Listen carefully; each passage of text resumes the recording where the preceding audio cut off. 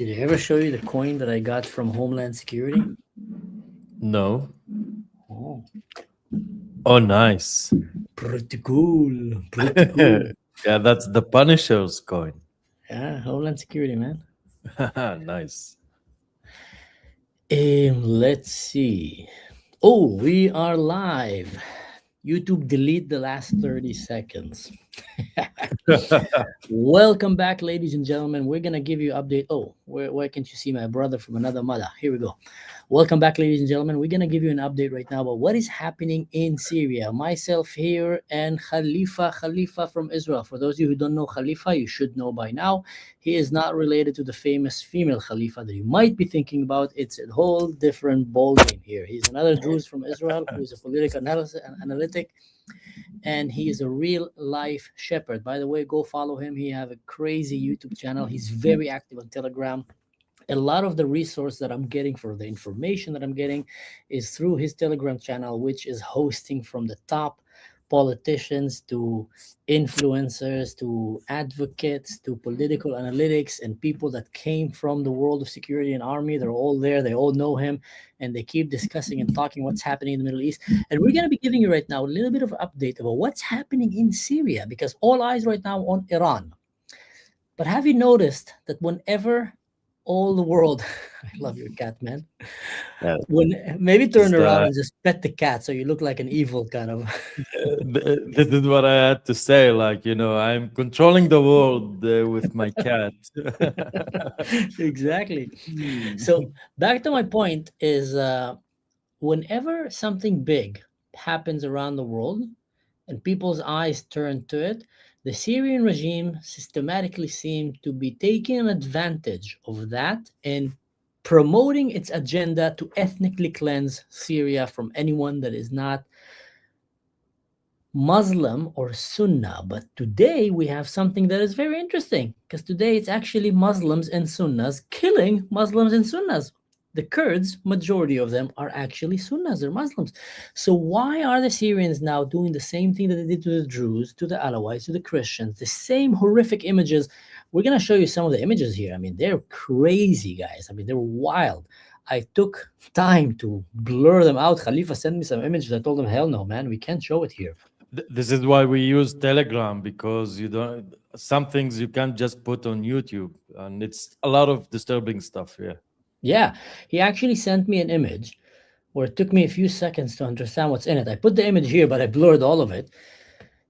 You see the head of a young man and his arms, and that's it. And it's all placed on a blanket in a nice kind of way. They're beheading people, they're chopping heads, chopping arms, they're humiliating women. There's another video where you see, I think it's sisters sitting and they're dragging their brother after they took his pants down and they went and cut his private parts from what it looks like, and then started just playing with the body. Now, these are Syrian soldiers, Syrian official soldiers backed up by Turkey, by the way, which is very concerning of what's happening. So we're going to try to take you in about what's happening in Syria. But before that, I have a spoiler alert, guys. Something crazy. I don't know if you heard about this, Khalifa, but this is crazy. About a week ago, I went and I made a show about a possible attempted assassination about Ahmed el-Shara. There was an attack that happened in Damascus, very close to the palace, and rumors were spreading that he might have got injured. Maybe his wife even got killed, and some said that he was taken to Turkey for medical treatment. Now, have you noticed that since then until today, no one have ever almost barely seen a real live image of Ahmed al-Shara publicly? Yeah, they showed videos which are, controversial, either from now, from later, but almost not publicly gone showing, but the world is not talking about it. There is a possible attempted assassination of the leader of Syria, resulting in maybe, again, that might be conspiracy, guys. I'm putting my conspiracy helmet right now. And no one is mentioning it. They're keeping radio silence. And while is this happening, I mean, you'd expect that if Bibi Netanyahu now, when he attacked Iran, or when we went to any war, Trump, they attacked Venezuela, he was immediately on the microphone. Immediately. When they killed Baghdadi, He didn't even wait for him to be executed. He said, Baghdadi is dead. He died like a dog. He started like Yeah. talking about it. That was a great meme, by the Yeah. way. Osama bin Laden is dead. He died like a dog. So my point is, leaders are very quick to be on the spotlight when their nation is going to war. And we're seeing Syrian tanks driving everywhere. We're seeing drones being used against civilians, and you barely see him. You barely see him. What's your thought about this, Khalifa? Well, first thing I need to address what you said about the image that I sent you about this kid. So he's a Druze guy from the Druze neighborhood in Jaramana, right? Damascus. In Damascus, yeah, in Jaramana. He's 20 years old and he was found in a garbage bin. In a dumpster, yeah. Exactly. And they just chopped him off. Like it's disturbing, but this kind of hate crimes that it's no news, unfortunately, in Syria. And regarding Ahmad Shara, well, I don't think that he's dead. In my opinion, because and I'm gonna relate it to what's happening with the Kurds. I find But it stick very to the conspiracies. Stick to the conspiracies here, yeah, okay? yeah, but here's a thought. Yeah. The idea is Ahmad Shara.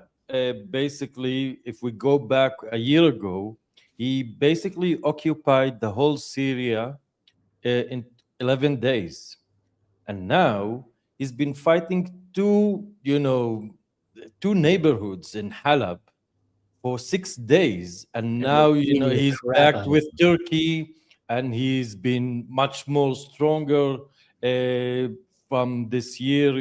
He's building up his arms, his weapons, his military, and he basically is not capable of occupying those two neighbors.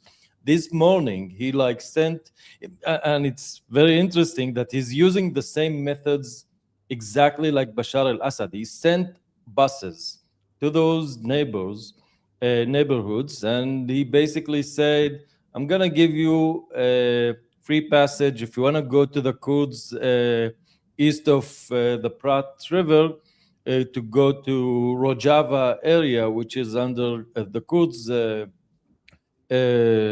control, then you Mm-hmm. can do it. So those Kurds, those badass people, I must say, they said F you and F your buses, and they actually shut the buses and said, if you want us out of here, you need to get us out of here, which is amazing. You can't not to love the Kurds. Mm-hmm. And it is interesting. He has no public shows since a week ago, and Mm-hmm. nobody knows what is happening with him. Uh, Yeah. but I think that he he's a pawn in this game, international game, and it's not his time to be dead yet. So if I had to gamble, I will put my money that he's somewhere in a bunker in Damascus, and he just simply letting his people to do what those hyenas do, basically, Mm-hmm. which is war criminals, war crimes. So here's the thing. I agree with you. I don't think he's dead, but I do think that he is very, very careful and extremely right now semi in the hideout because he have his people that want to kill him. He have the Kurds, and they're very capable. They want to kill him. You have the Druze that want to kill him. Iranians want to kill him. So, and just like you said, it's convenient not to be publicly seen when your people are going around beheading, massacring. I've seen videos, where they put people, girls down on the ground and they make them bark, and the same images that we saw before. It's just another excuse for Syrians to go and basically start massacring minorities. Now, you mentioned something about the Kurds, and that's what I think they did. They underestimated it big time. For those of you who don't know, the Kurds are extremely brave and capable warriors. They've been the spear of the spear fighting ISIS and Al Qaeda for the last 10 years easily. I mean, and the government of Syria is made out of ISIS and Al Qaeda. So an average Kurd An average Kurd, ladies and gentlemen, have a +2 against ISIS and Al Qaeda. An average Kurdish woman have a +4 because they fear her as a woman, so they have a -2. So if you ever played computer games or D&D, they're really heavily buffed. And the enemy is just like, oh, I don't want to get killed by a woman, because a lot of these Kurdish women are bad Tusiks, and they have been taking so many of these jihadis. And when you remember, when they attacked the Druze, cruel and vicious as they may be, and they came with hundreds of thousands, they don't care about human life. So for every Druze that died, tens, if not hundreds of them died. But in the end, when they managed, like zombies, to basically come and take over a spot because you ran out of ammunition or because they used drones and help and etc., then they start doing what they love the most, which is plundering, violating women and little children, and basically torturing and doing all the crazy stuff. I see you're about to But say something. yeah, because you were mentioning the Kurd women fighters, female fighters. I published in my Telegram channel two ladies that been the Golani fighters, so-called, terrorists, just somehow took control of, and seeing the image of those hyenas, like those, I don't know. Oh, I, Agam is here. Sorry. My bad. we have, Continue. yeah, My man. okay, so and it's really disturbing. Nah, exactly. This is the image, Watch the and other you. girl. I mean, just look at her face. First of all, what a brave woman. Look at her. Look at her gloves. So she came, Mhm. she's ready to fight. And I think these women, sorry for cutting in, Khalifa, I think these women, they're the real essence of feminism. They're the real bad Tusik women out there that are willing. They're not going to stay home and just wait in the kitchen for these men to come and do what they're going to fight them. They're geared, they're ready. And probably in their head, they also accepted their fate. I do and believe that many of them understand that, you know what? I'm going to and go you standing know on my feet. I'm going to go fighting.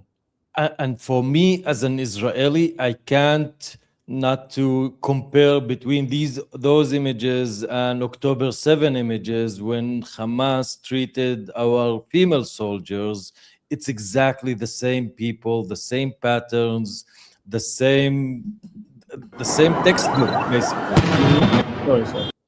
So it is heartbreaking to see them, but you can't not admire those brave women, the best of the best. Yeah, Sarah Connors, man. Sarah Connors and Ripley from Aliens. Sarah Connor and Ripley. Let me show you the video here, guys. This is, as you can see, that's not okay. Live footage shows strikes that are happening, heavily strikes by the Syrian interim government forces hitting densely populated areas. Now, let's read this for a second. Syria's Kurds take a beating from the Syrian Arab Army. The Arab Army of Syria has been ordered to bombard the Kurdish civilian neighborhood of Aleppo because the terms put forward by the SDF for submitting the Department of Defense did not suit Damascus. Turkey has stated, and that's an interesting part, that it's ready to jump into Damascus side and as soon as it needs help. And actually, they already sent their drones and their tanks. New Turkish tanks and armored vehicles have already made appearance in the fighting. The Kurds do not have access to new missiles or tank and will likely be overpowered by Syria's Arab army and all the support that they're getting. The United States has made it clear that it expects the Kurds to submit to the term and put forward by Damascus. Here is a very, very sad part, when it comes to Americans' policy. So we know that the Syrian government, we saw the warning that was sent to Khomeini and to Iran, and undoubtedly, evil regime, don't kill your people. If you do, America is locked and loaded. But let's be honest, guys. The Syrian regime is actually more cruel than the Iranian regime. Now, Iranian regime is extremely cruel, but the Syrian regime is basically Gaza, Palestine on steroids. They're like their cruelty is we haven't seen in Iran tanks been just driving into villages and just slaughtering and beheading and like they're barbarians. It's a whole different thing. And they don't know how to conduct a fair fight, because those, like, army, so-called army, they come with TV, press personnels, and they basically spread lies. They say that the Kurds are bombarding the neighborhoods, although the Kurds, it's two small neighborhoods. They don't have heavy machinery or things like that. So they do the crime and they blame the Kurds that they are doing the crime. And I Mhm. want to put something, say something about what you said about Ahmad Shara, that he about his presence, that he's not there. Well, if we look back on what happened with the Alawites last March, what happened with the Druze in April and on July, where there basically was a massacre, and now is happening with the Kurds, you will always see that this guy just simply disappears. And that's what truly dangerous about him, because he goes to the West and says the nice things, but once he have real trouble, things that need actual leadership to say, hey guys, let's try and talk, he simply ignores it.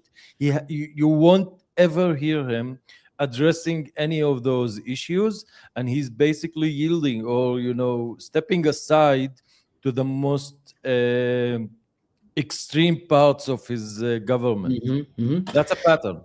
It is a pattern that we've definitely been seeing, and I want to help people understand. For those of you who are wondering back home, why are okay? We understand that in Syria, Muslims are trying to kill anything that is not Muslim, and Sunna are not trying to kill anything that is not Sunna, even Muslims. But hey, we're having right now Sunna Muslims killing Sunna Muslims. Like the Kurds are majority Muslims and majority Sunna guys. So people are trying something to understand, like, why is that? And this is the most simplified explanation. And feel free to jump in, Khalifa, and correct me or even add something. You see, the reason that Muslims are killing other Muslims right now in Syria is because they believe that they're not Muslim enough. Let that sink in. The Syrian Sunna, the Arab Sunna, believe that the Kurds are not Muslim enough. They believe that they are holding too strong into their Kurdish identity and also not living strong enough under Sharia law. They're respecting their women too much. They're respecting other religions and cultures too much, which they see as goes against their religion, which they should go and conquer the world, submit everybody to slavery, kill anyone that is not like them, and submit all women to like heavy, extreme, humiliating conditions. And the Kurds are not doing that. So they're upset. That's number one.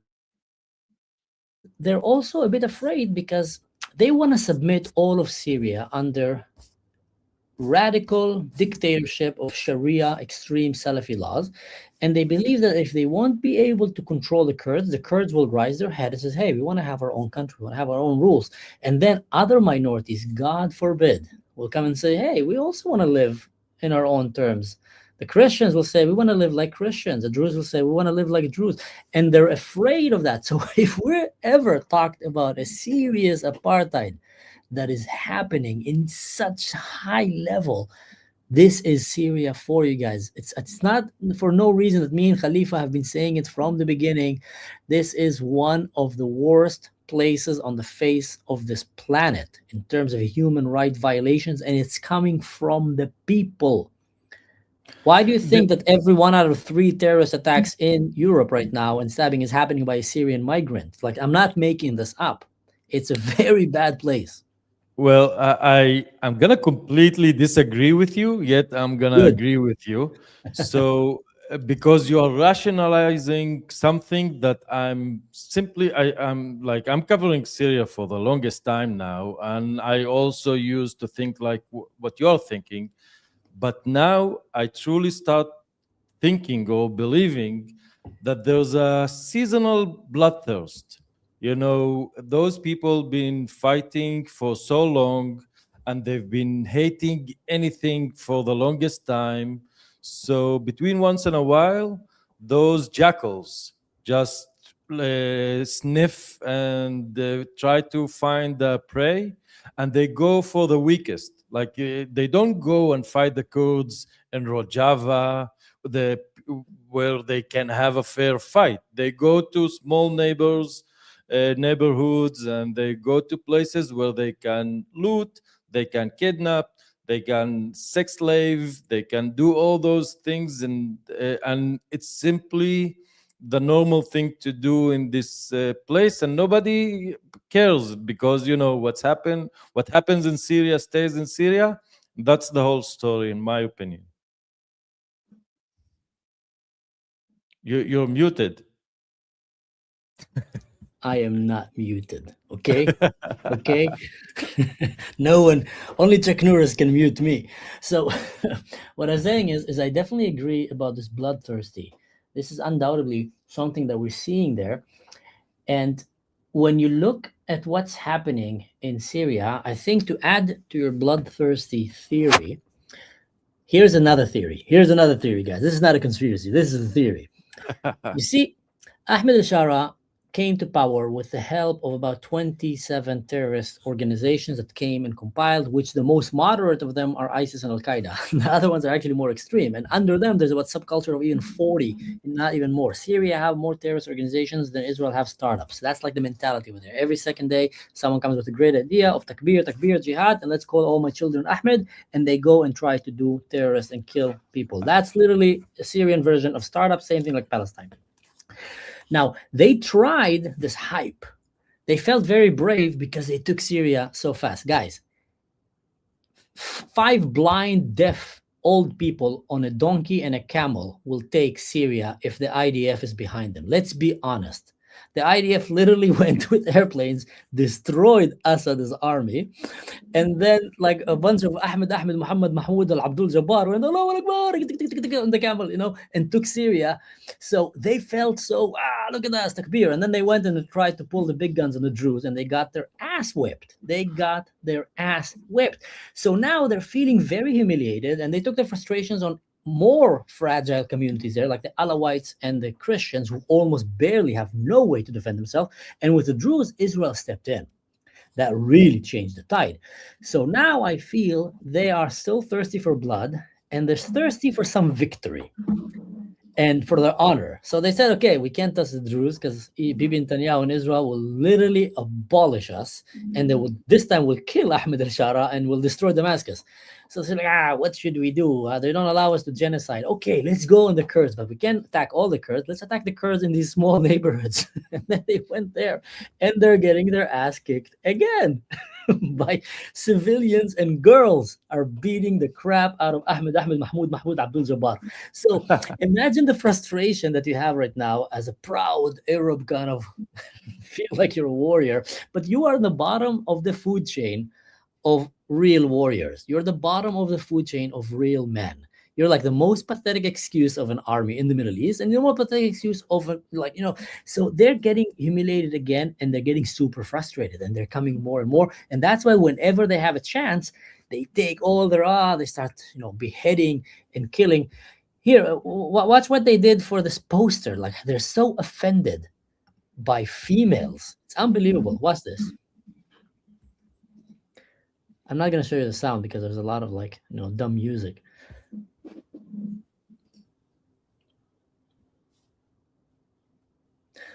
Real man. What can we say, huh? So that's my theory about part of what's happening. Okay, I see you sent me a video. I'm going to try to put it up. So yeah, please do it. That's the funniest. And this guy, I sent you a video for this badass old guy. You should put it. It's hilarious, basically. Okay, I'm just checking it out. That is not something extremely racist or stupid. No. Nothing. There's just an old guy speaking in the street while you hear explosions, and I'm gonna explain what we're gonna see. It's funny. Oh, okay. It's funny as hell. I have friends that you can never show the videos that they send you, and you can never open it in public. By the way, I really love this map because you can see El Tanaf American base, and basically what should be done is that this American. Okay, let's discuss this video. Continue about the map. I think that the Americans should go west and get united with Israel and get those all extremists away, and we will have all south of Syria clean from jihadists, clean from all those so-called Bedouins, but basically they are ISIS, and unite them with Israel. So the Jewish people will have sovereignty and they'll have their own state under the protection of United States and Israel. Yeah. So to actually reinforce what Khalifa said, the solution for a more stable region would be to push away the Muslims from the Christians and the Jews and all the other minorities that they're trying to kill. And by that is to create some kind of a corridor. As you can see, let's say Damascus is the upper border of that corridor. And you can see that blue line there, the corridor that goes from Israel all the way to the Kurds, and take the whole southern part of Syria and makes it an area for peace, harmony, minorities, and kumbaya, and away from the Allahu Akbar Takbir people. That's kind of the idea. And I think that's literally whoever will manage to do that will deserve a Nobel Prize, because he will save the lives of many. And then you let the Jalalabad, Ahmed Mahmoud Abdul Jabbar, to go and shout takbir in their own piece of land in the middle there and kill one another as they're still doing it. If they want to do that, I hope they stop, but at least they can keep doing what they're doing away from other civilized people. Now, and we should add to that Turkey's role here, and Turkey is now, when we are seeing that Iran role is disappearing and crumbling, Turkey is now becoming a real disturbance force in the Middle East that should be addressed, because they have much better connection and relationship with the United States, and they're actually putting pressure on on Israel to not intervene in what's happening in Syria. And now this is gonna be the next war on Syria. You have the northern part under the Turkish control by the Sultan Erdogan, and the southern part, which is pro-Western Israeli backed forces. So let's put the video first, because this is the funniest video. Sorry, let's do it again.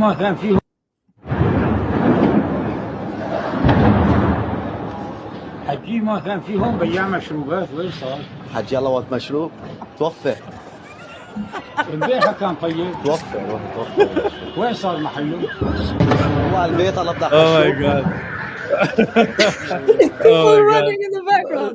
Yeah, you have explosions, and he's coming and saying, "Hey, where is the alcohol shop that used to be here?" And he said the guy died. I said, "Did he move to other place? He wants to have a drink." This guy is a real OG. Look at him, like walking Yeah, keep like doing that. yourself. Oh my god.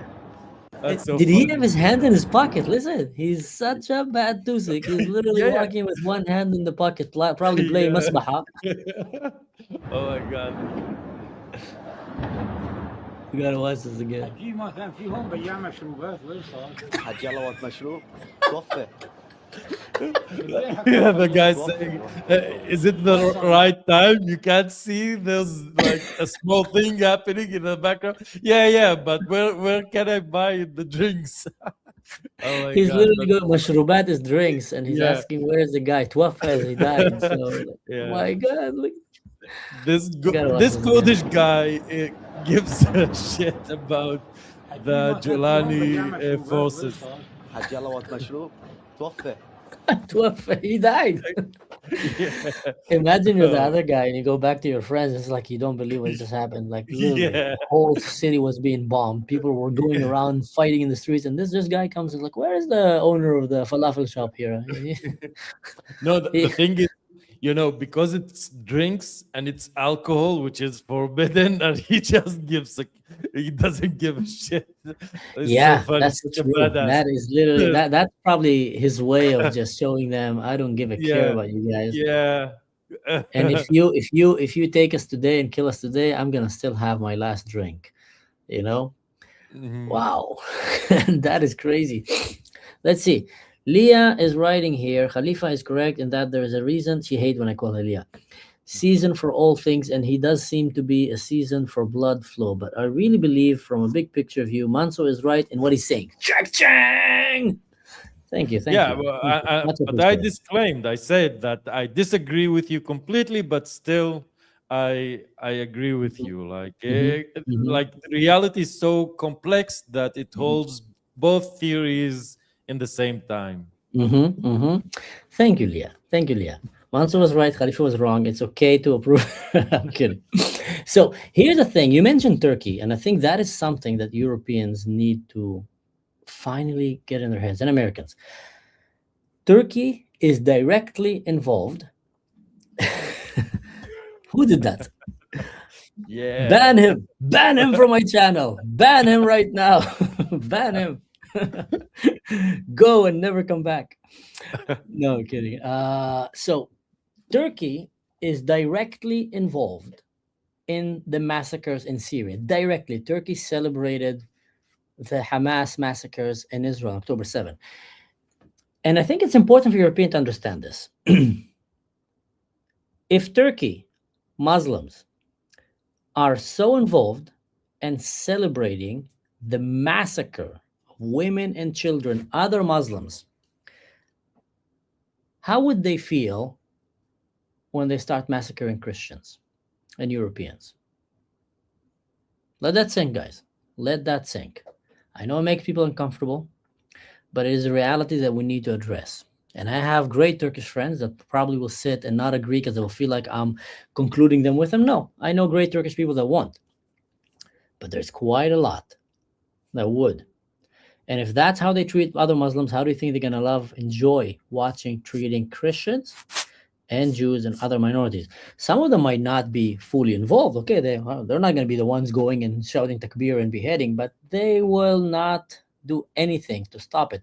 And that is a big problem that the West need to understand. You're playing just like Wilf said when we had a podcast with her, not Wilf.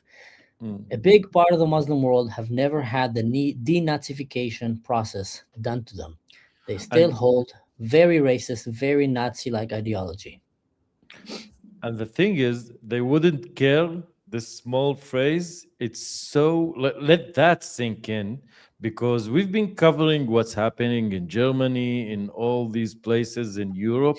You know, we talked with a guy that has a Telegram channel that covers what's happening in Germany in terms of illegal immigration or things like that, and he said to us that there's basically two gang rapes a day in Germany, and the German people doesn't seem to care. Yeah, It's crazy. it's crazy. Germany have become so sensitive to Nazism that they will hunt you down if they think if you're a white German, European that might hold some kind of a Nazi-like ideology. But then they will come and hug you if you're a Middle Eastern, a brown man who is holding a full-on Nazi ideology, like literally love Hitler and support him and think that the only thing that was wrong with Hitler is that he didn't finish the job, and say that you want to go and kill Jews, Alawite Christians, Jews, like that guy, they will go and hug him.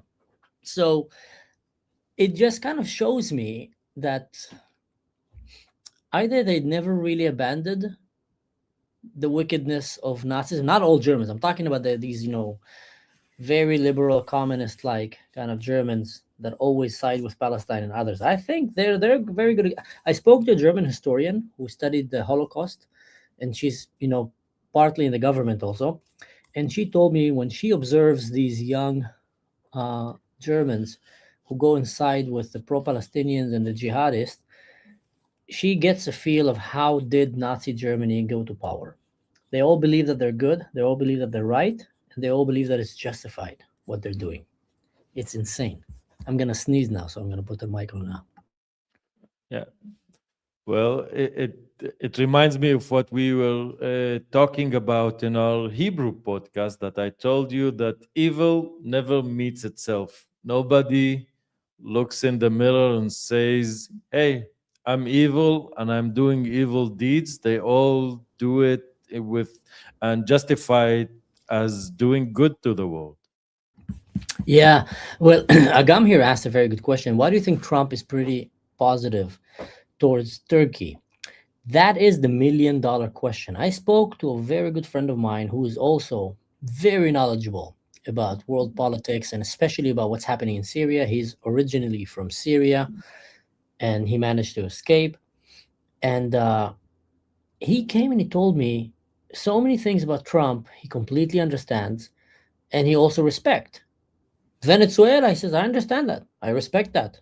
I saw the reasoning behind it. Some people might not like it. Even Greenland, I can understand and respect. There is some kind of a America first national security aspect to it.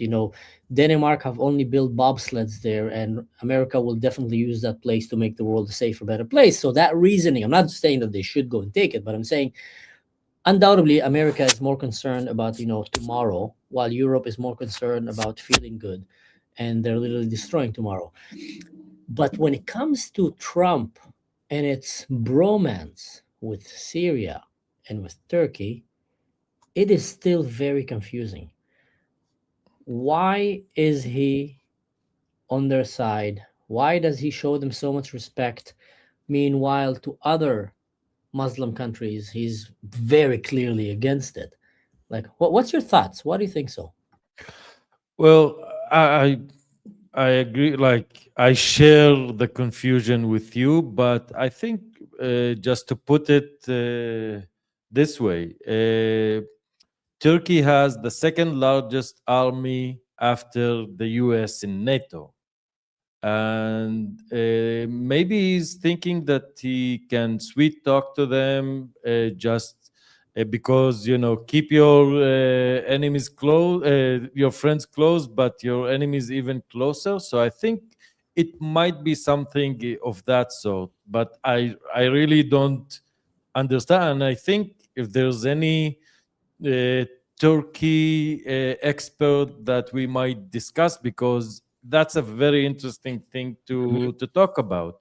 But I will say that what is dangerous about Turkey, that first of all, few things about Turkey, that between once in a while, like once in a decade, they become too Islamized, and usually you will have the army doing a coup d'etat and taking over just to make sure that the country will stay secular and not get too much Islamized. But that didn't work with Erdogan, who basically failed this attempt in 2016, if I'm not mistaken. And what is truly dangerous about Turkey is that it tried for the longest time to be part of the EU, but Europe didn't accept them. So they have this sort of resentment towards Europe. And this might be the key for keeping Turkey with a good relationship with the United States.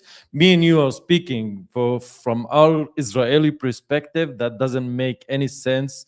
That Trump, in some way, favors Erdogan over Bibi, which is crazy, but we are seeing it happen. Yeah, no, I think probably the most reasonable explanation that I have for this, to answer Mr. Gam's question, is the enemy of my enemy is my friend. Trump right now is playing a long-term game that is very important, and it might sometimes collide with Israel's needs, and that is the game of global domination. He's playing Risk on a global scale, and his contenders are China, Russia, Team Communist, and Team Jihad. Team Jihad is still behind. They have no nukes, and let's be honest, their own real weapon is to come into your culture and convert your students to make them idiots, so they stop bringing children, and also then make them gay, so they stop, like, even fighting and being children, marrying and bringing children, and then converting everybody to Islam. That's literally what they're doing. They actually say we support Western civilizations to become gay because then they're not competitions for us, and we will go and sleep with our women and bring children. So their ideology is to come. So that's a little bit long term. They'll have to deal with that in one day. They don't have nukes. They don't know how to fight. They don't know how to govern.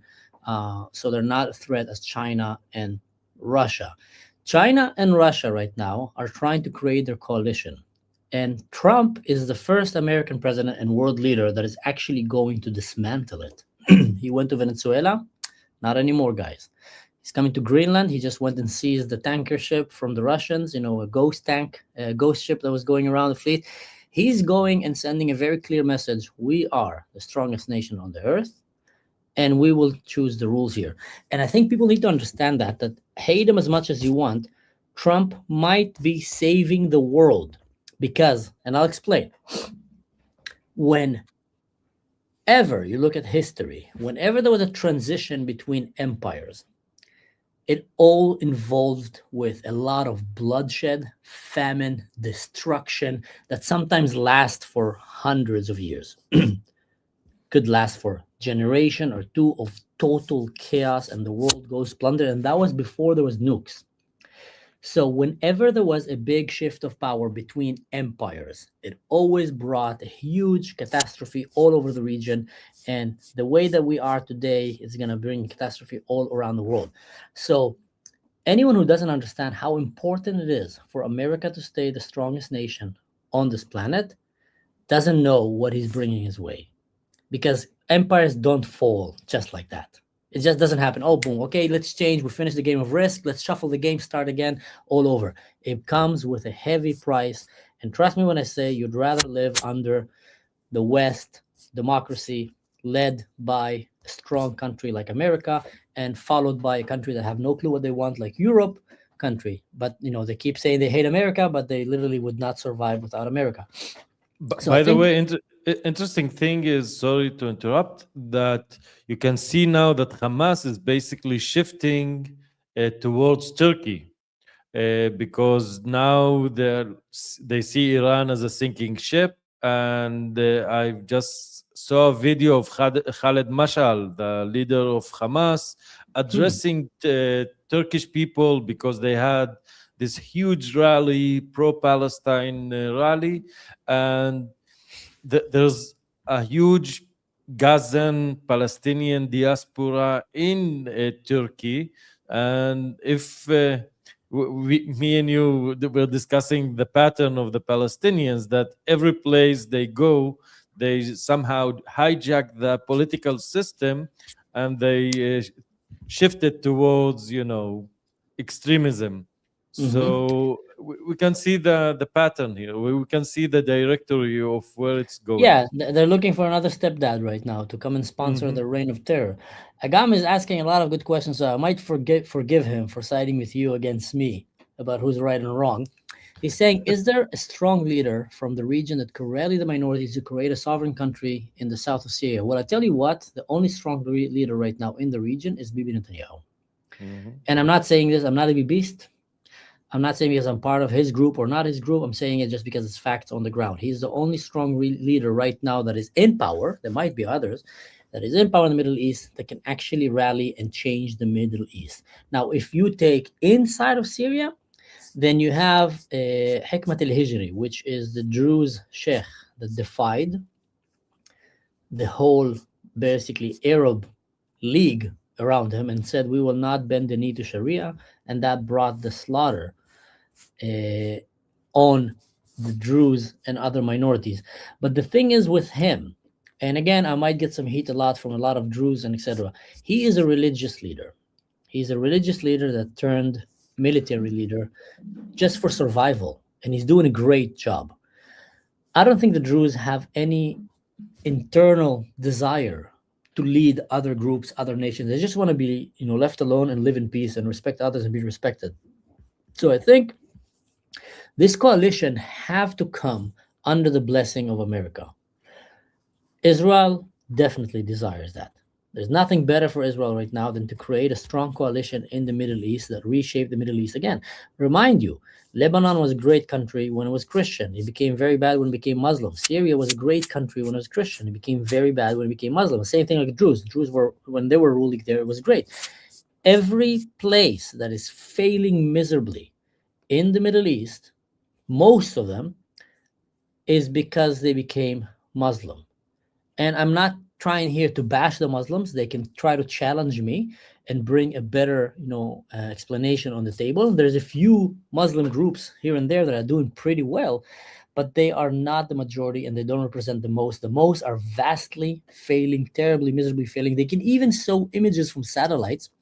You can see whatever Muslim empire expanded, the area is less green. Like the land even suffer because they're not taking care of agriculture, they're not taking care of their self, and they're just plundering and going like, locust almost, and destroying everything around. So you need to create a strong coalition that is right now non-Muslim to stand strong and defend themselves from the Muslim intention of colonizing the world, and they're not even hiding it. Muslims are coming and saying clearly they want to come and take over the world. And we all know what will happen if that will happen.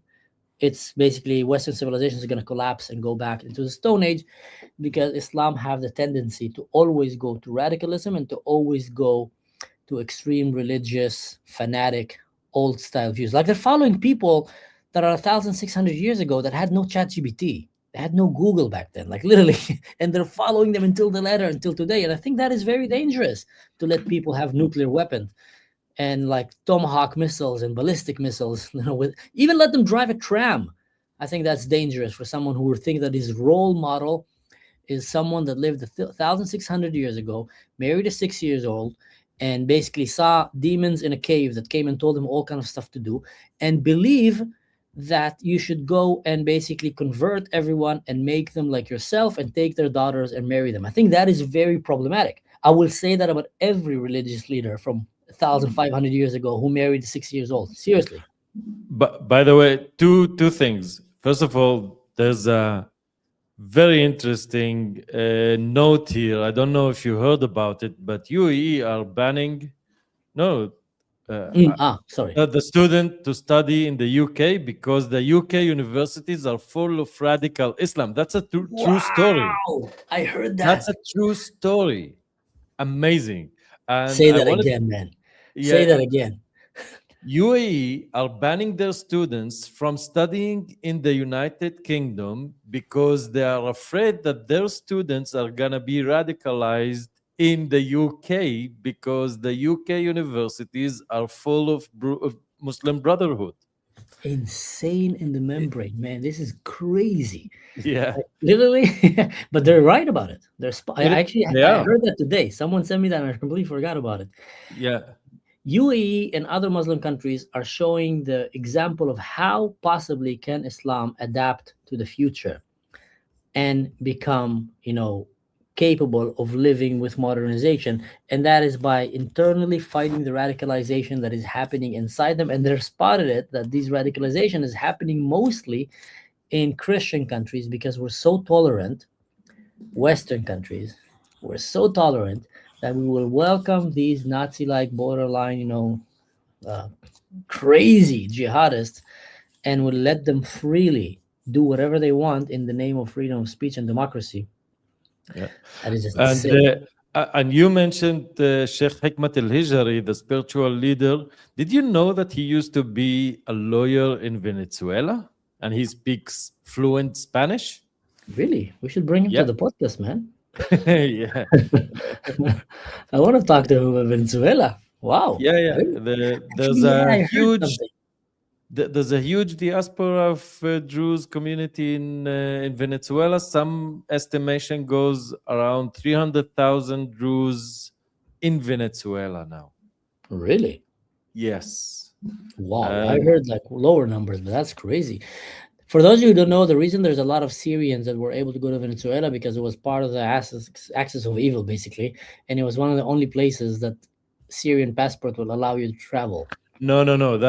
That's way back. Like the immigration to South America. It's not only Venezuela. You have in Brazil, in Nicaragua, and all those Ecuador. All those places are full of both Lebanese and Syrian that fled in the 19th century. Mm-hmm. And they continued going even later on. But yeah, there's a lot of anti-Semites there. It's quite crazy, but it's not a surprise when you came from Palestine or Lebanon or Syria. There's a lot of anti-Semites there as well. But back to wrap it all up, guys. What is happening in Syria is again an attempt to genocide minorities, is a real attempt to ethnically cleanse people. It's a government that full on supports sectarian war just based on your religion. And in this case, it's not even anymore about your religion, it's just because you're not good enough Muslim. But that is a very good example to let people in New York and Michigan and other places to realize what will happen once they would let Islam to become a majority in their cities. What do you think is going to happen? You did not take the smartest, brightest engineers to come and live among you. You brought real, not all, not all, not all. I know there's great people, but you brought a lot of problematic people. A lot of, and here's one more thing that is super important. If you want to be able to differentiate from all your friends right now, you have a lot of activist friends, Muslim friends. The non-Muslims, they're easy, useful idiots. It's very easy to. You need to with non-Muslim activists, you need to know if he's evil or if he's a useful idiot. Useful idiots are not necessarily evil; they're just easily manipulated. But if you have Muslim activist friends that were extremely vocal about Gaza and Palestine, but are not talking a word about Iran, about what's happening there, about what's happening in Syria, you can tick a box very easily that this person is a Muslim Brotherhood and this person is an agent of a very hostile ideology to what you have in your country. Because you can't play two games. You can't play and one day be pro-life and then against, one day be pro-children and then against, one day be a feminist and then against. You can't. If you're a feminist, if you care about women, if you care about little girls, if you care about little kids, then you care about them no matter what. And the Iranian case and the Syrian case cannot show better how the minorities are suffering and how they deserve a better life. And in Iran right now, it's actually going around so strongly and showing a group of people trying with everything they have to get liberated, and they're not succeeding. Are you trying to add the video here? Yeah, I just did it. That's caught on Al Jazeera. The Jolani fighters with ISIS patches طولي شارع live الكاستيلو وهو in عبارة عن Aleppo. شارع رئيسي ومحوري Worth mentioning, I وربما must say. Wow. Yeah. Yeah, it's an ISIS army, man. It's an ISIS army. If anyone have any doubt, Syria has been taken by ISIS. Jawlani is somehow in the hiding, showing here and there his face, or maybe a double. I want to go conspiracy full on. Maybe it's like a not so smart double. Like, have you seen the movie The Dictator? Well, I've seen Saddam Hussein. He used to have like bunch of them, like a dozen of. Imagine what a job is that. Like literally, your job is to get shot. Your entire, you grew up all your life, your dynasty, your brother, your great grandparents have survived the mammoths. They survived the Black Plague. They survived every hardship the planet Earth have brought on them. Plagues, Ice Age. They came here. They went through the ocean and conquered new nations. And then they come and then their great grandson. Your job is to be a double for a dictator just so you can get shot. I remember a hilarious video of Saddam Hussein that he went for a swim in the river. And after he finished the swim, he got out and you had a TV crew that interviewed him, and he said, "Well, I put the task to the double, but he couldn't swim it, so he he sunk in the river, and I had to do it." The Saddam Hussein guys. So imagine you are that double. Exactly. You don't know how to swim and you get your memo. You suddenly get they call you from the barracks. Hey, come, you need to go for an event today. You need to cycle. You need to run the marathon. Ironman. What? Yeah. I don't know how to ride a bicycle. I don't know how to swim. Habibi, yalla. We have no time. Yeah, exactly. With the bike falling in the river. Do you prefer the acid barrel? Or it's up to you. A free country, you know. That's a barrel over this. Uh, My God. yeah. Yeah, crazy. HR messed up.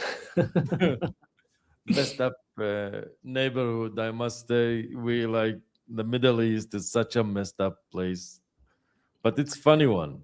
Mhm. Any insight on what's happening in Iran now that they shut the internet? So actually, that's a good story we can finish with. That's a crazy story. Crazy story we can finish with.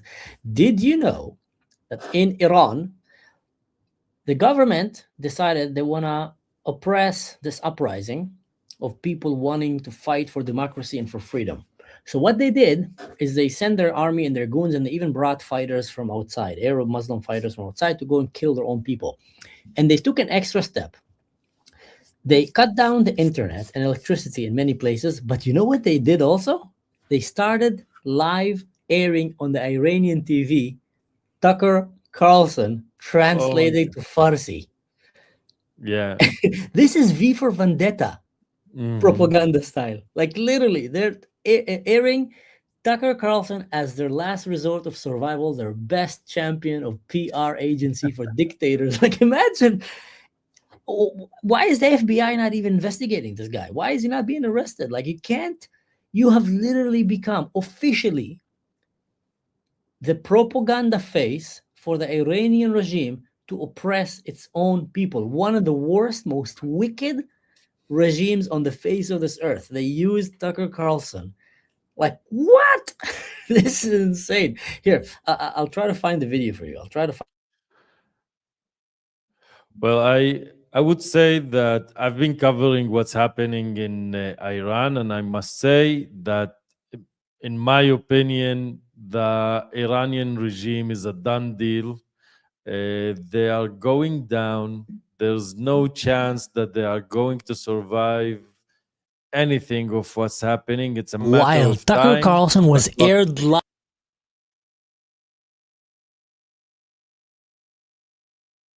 I got muted again. You were saying?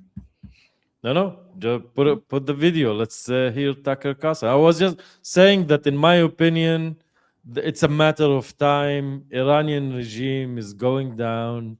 There's no chance that they are going to survive these. Amen to that, brother. Amen. That would be wow. I said it in my 2026 that this is my New Year's resolution and prayer that 2026 will be the year of the fall of dictators, followed shortly by the fall of Maduro, and now almost the fall of Khomeini. And I really, really hope, maybe I should become a prophet. But here, watch this, guys.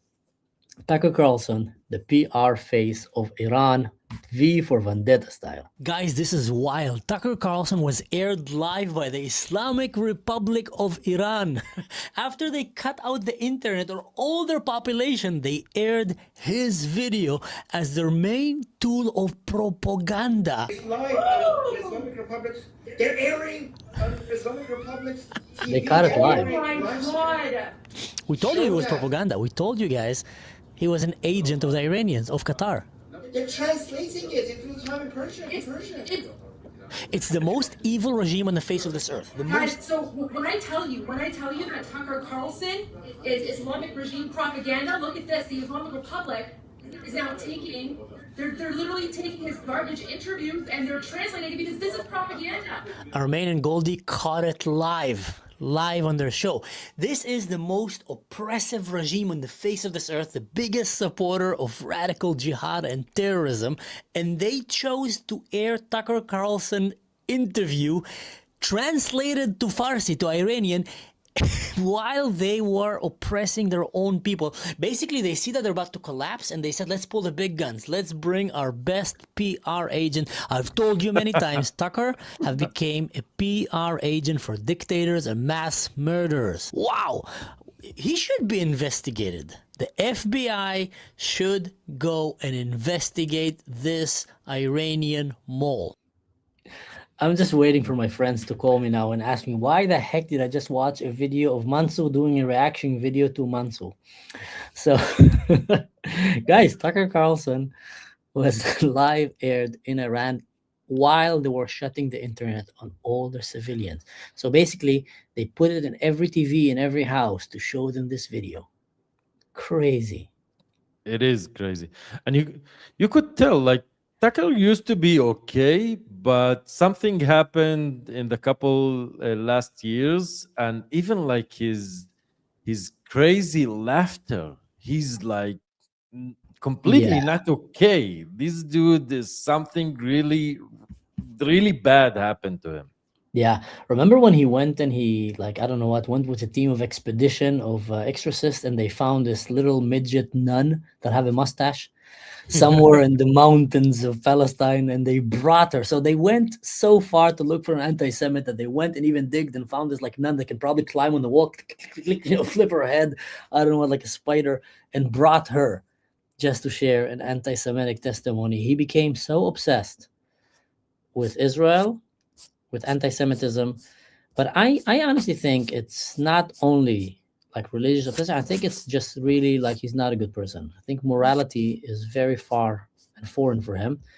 And I think it's just literally, Arab money, a lot of money and fame. A lot of these, half-baked this voice? intellectual. Are you playing something with your hand? I was doing the computer. Okay, can hear so that? yeah, once you do, I've been hearing that. This? Yeah, you hear the scratches. Oh, this mic is good. Okay. This mic is good. This Yeah. mic is really good. Good So- evening, Hebrews and Hebrews. Yeah, so I think Tucker, when it comes to that, and many other no morally Still bankrupt doing it, or influencer, it's not? they yeah, I'm still doing it. They hacked they hacked a trick. If you want to get famous, go and stir the pot and talk about something that is socially controversial and easily is, the hatred toward the Jews. And the Jews are so allergic to anti-Semitism. Obviously, they kind of almost had their entire race, erased in the Holocaust. So they immediately often even overreact. And the Jews often, and the Jew supporters will often overreact by going and say, he's an anti-Semite, he's an anti-Semite.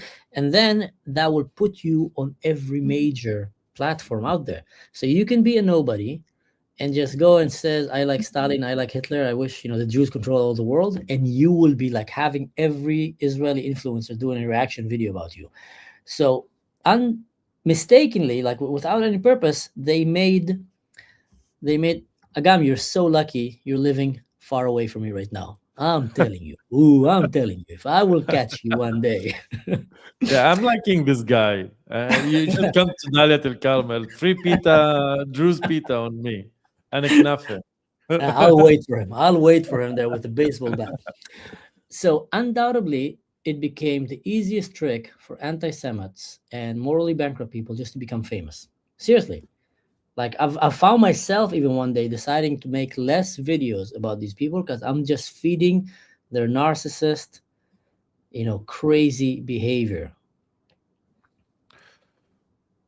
I have a theory about Agam's excellent question again.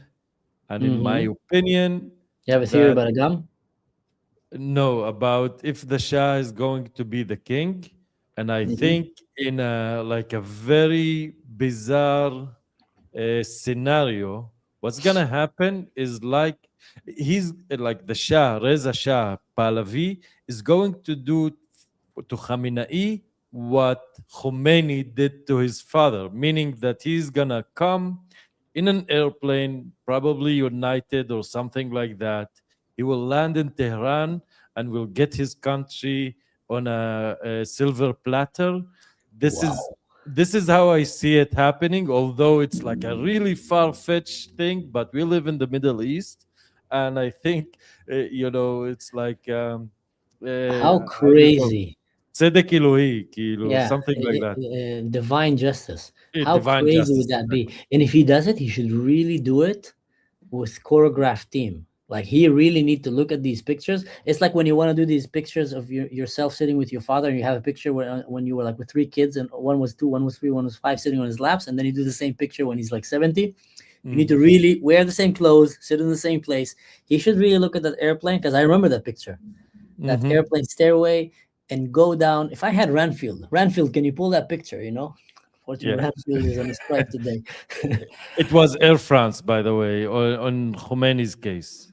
Yeah, exactly. So if he managed to get that image exactly, you want to find this picture while I talk, Khalifa, find that picture. Come on. Yeah, sure. Be a man, do the right thing.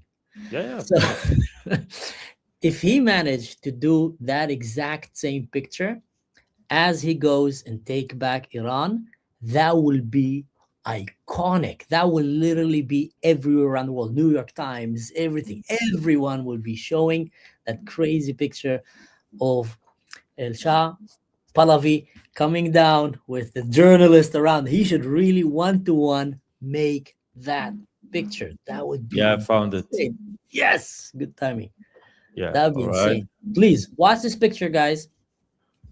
Just a second. I'm And we're gonna uploading give it. credit to Agam Moore for asking these questions. So we came with that idea. Here we go. Exactly.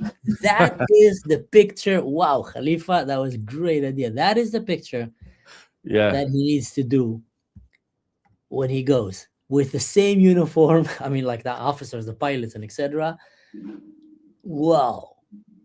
Yeah. 1-to-1. This should be the coming back of the grandchild of his grandfather who was kicked out of the country. Wow, that would be insane. That's the picture.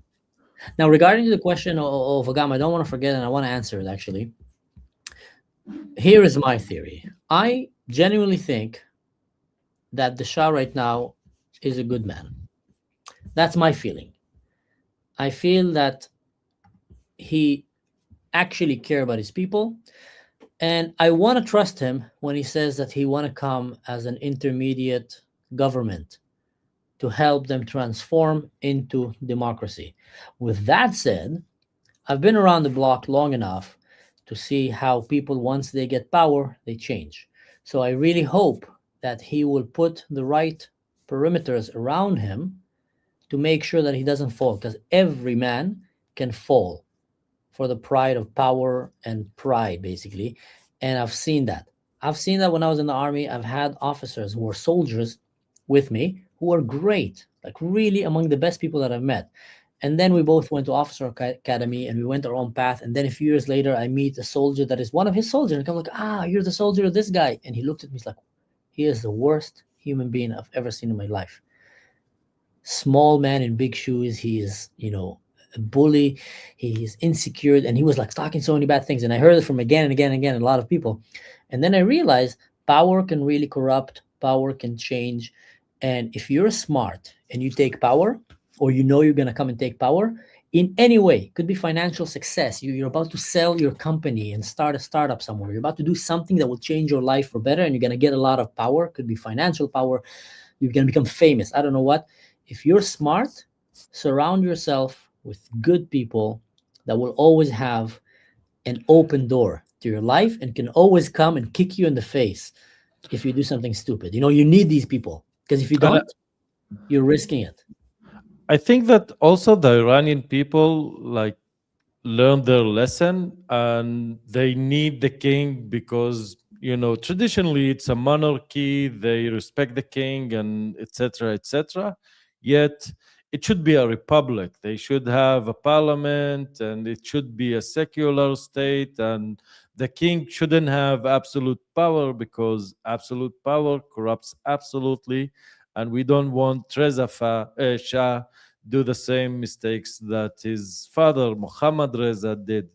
So I think that the Iranians is gonna come to this stage a bit more smarter, because they literally paid everything in this lesson. It was a costly one, and it's still didn't over. It's not over yet, but we hope so, and we cross fingers that they gonna take this Nazi regime away, and we'll get a decent one and get back to the world as a civilized country. You're muted.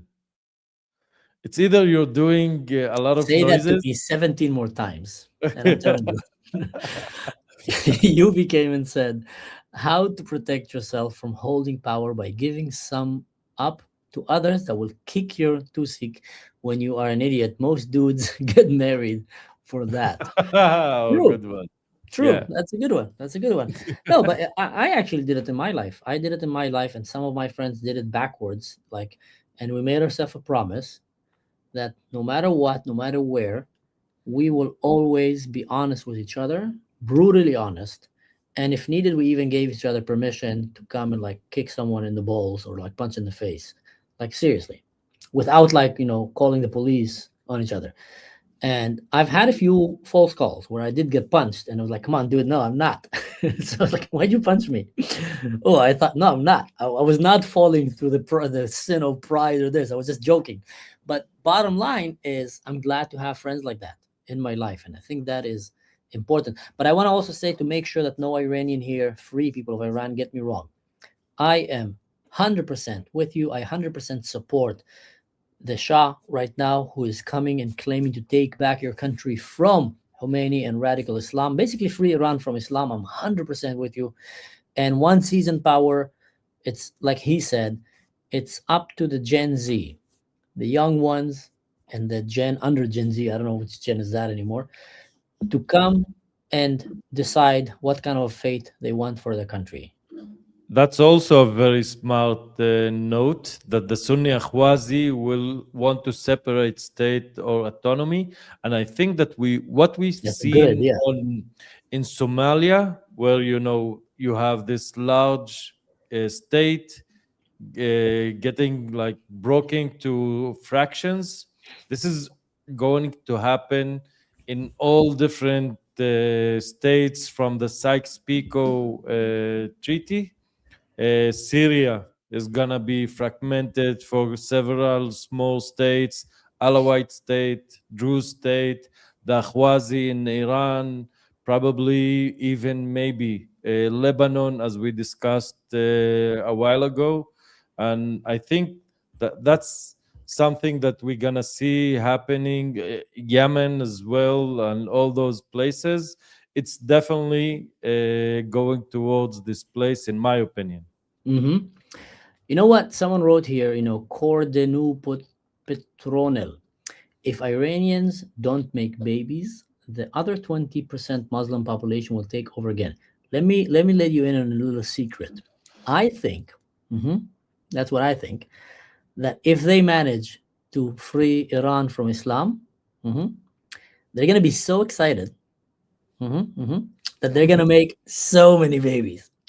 Like the baby boomer, you're gonna have so many people just falling in love with each other in the streets and just deciding, let's just go and make babies. They're probably gonna be a baby boom after that, hopefully. But I think every time that Muslims offer you, hey, can you let us have our own country outside of your country? Take that deal. Take that deal, guys. That way they can go and live their own way with their own, especially when, like, if it's like normal, moderate, Western loving Muslims, they won't do that. They will say, no, we want to stay with you. We want to stay with Christian world. We want to be able to have freedom and to dress how we want and, eat how we want and drink what we want. But if they come and say, no, we want to have our own Muslim country, and if you have the option, give them. It's the best thing. Give them, have clear borders like Israel did with Gaza. Here, you stay there, do your own stuff there, not here. It's a thing for survival. Learn from us in Israel.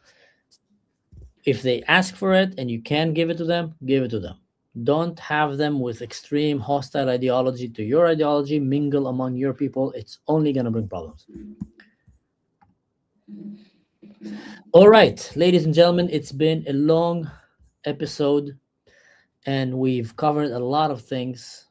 I want to thank everyone that came here. I want to remind everybody, go and follow Khalifa. His YouTube channel is starting to grow, like very good. Starting to grow. He already passed the 11,000, I think. I remember the days where he was stuck in the beginning. There was monetization problem with YouTube and I don't know what. And he went through a whole hurdle. His YouTube is back on the horse right now. So go and follow him on his YouTube channel and show support to his content. If you want really good, unfiltered content, go and follow his Telegram. He's big on Telegram. Like YouTube is a side hobby. He's big on Telegram. That is where he does most of his stuff. Go and follow him. And also remember what we said. If the Iranian people liberate Iran and the Shah comes to Iran as a ruler, please do this picture 1-to-1. It will be the most remembered picture, one of the most remembered picture in the history of mankind. Like it will be you and Neil Armstrong and I don't know what, Mr. Beast. Like it'll be in Peanut, the burnt peanut. No. If you don't know him, you'll know him one day. It'll be one of these three. Like it will be so iconic, insane. And a word for fellow Kurds, Herbiji Rojava, and hopefully also the Kurds will get their independence. We're holding hands for that. Crossing fingers. Amen to that. Amen to that. So thank you so much, ladies and gentlemen. Don't forget to do the like, share, subscribe. Go and check my Patreon. You got great deals over there, the entire shebang. Stay safe. Don't do anything stupid. In general, just don't be stupid. And don't do anything that I would do. See you next time.